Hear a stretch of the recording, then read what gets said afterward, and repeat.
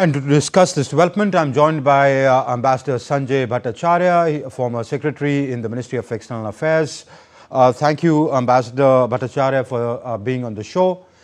First of all, Ambassador, how significant is this development? Will the signing of a truce agreement between the two sides cease, the hostilities and resolve the conflict? Because such agreements have been signed in the past too. Well, I think we should welcome the agreement because this is a diplomatic initiative which has reached an outcome between the two sides. Let us not forget that the issue was something that has persisted for over 4 decades, and there have been hostilities and huge amount of casualties on both sides. In 2020, the Russians had brokered a ceasefire, but that fell through because in 2023, the Azeris came and captured large parts, leading to an exodus of the Armenians from Nagorno-Karabakh. But then after that, we did see that there was a sense of rapprochement between the two sides, and the presidents of Armenia and Azerbaijan were actually engaged in actually trying to get together to find a particular settlement. They met in Tirana some months ago, but there were certain differences because the Azeris had insisted that they would wish to have sovereignty over the transit corridor, which of course the Armenians were very unhappy to cede. And then subsequently, there was another session in which the two of them met in the Emirates, and the Emiratis brokered a session. There was the Europeans and the Americans were behind it as well, but that too did not really reach the final outcome that was necessary, although there was broad understanding. So I think what has really happened is that Steve Witkoff, who's been traveling in the region, and he was in Moscow recently, was able to bring through this final understanding. And I think it's a very favorable outcome for both sides. All right. Okay. Ambassador, then, more details are yet to emerge. So what do we make out of what is already in public domain? So does Karabakh stay with the Azeris?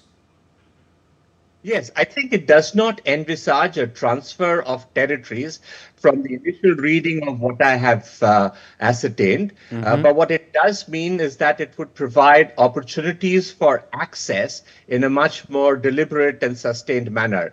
And there would be a certain U.S. role, particularly in linking the Azeri enclave to the mainland. Okay. So this is that transit corridor called the Trump Transit Corridor or something which they have to build, which the Americans will help build. We'll come to that part. But on Nagorno-Karabakh, that remains with the Azeris, and the transit route through the Armenian territory to their enclave remains with the Armenians, right? True. The indications are, so we don't yet know because, as you would recall, about 100,000 people of Armenian origin had to flee Nagorno-Karabakh. So their status still remains a little unclear at this point. Okay. With that, will they return or will they not? Will the Azeris allow their return? Okay. And all right. So, we understand the two. So we heard the two presidents speak, both the Armenian president and the Azeri president. What do the Americans get out of it? Do they get, to build that corridor and the American companies make money on it and Donald Trump gets the Nobel Prize? That, of course, is one anticipated outcome that the Americans have mentioned. But I think there is a deeper strategic aspect that is also there. For some time, for over a year now, the Armenians have been getting closer to the Europeans and the Americans. There have been a number of exchanges, particularly in the defense sector, and there is the possibility that the Americans might establish a defense footprint in the region. And the South Caucasus, as you know, was earlier part of the Soviet Union. Right. So the Russians were very deeply embedded in it. And in this particular deal, it is not very clear if they've had a role, if any at all.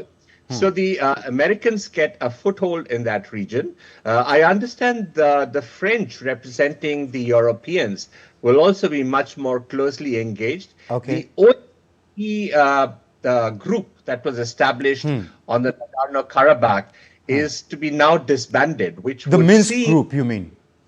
yes, so which would mean that the Nagorno-Karabakh issue is now treated as settled in the manner that it is today, which is, of course, a very, very strong outcome, and it would resolve these 45 odd years of dispute that they've had on the region. So the reactions that we see, I noticed that the Iranians who are right next door, and there have been a number of Iranians who've been fleeing from Iran into Armenia. They have very close relations, as you know. They've welcomed the move and the peace deal, but they've also expressed certain concerns that there should not be foreign interference, because, as you know, that corridor would be dreadfully close to their borders. So that raises their hackles. How, very quickly, Ambassador, I'm told I'm out of time, how would the Russians and the Turks looking at this? I think the Turks see this as a net gain for themselves, because, as you know, the Turks have been very strongly supportive of the Azeri cause, and they've had a very old, difficult relation with the Armenians. So now Armenians and the Azeris have been able to patch up their old relations. Armenia, which has a long border with the Turks, they can hope that there would be some sense of stability on that. I doubt if the old historical issues would get resolved.